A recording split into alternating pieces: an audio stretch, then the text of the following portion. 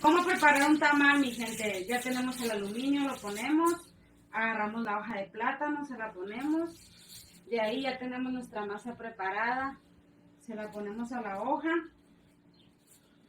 así, de ahí tomamos un pedazo de carne ya con salsa preparada, se la ponemos, yo le pongo un pedazo de papa y un pedazo de zanahoria, de ahí le pongo más masa.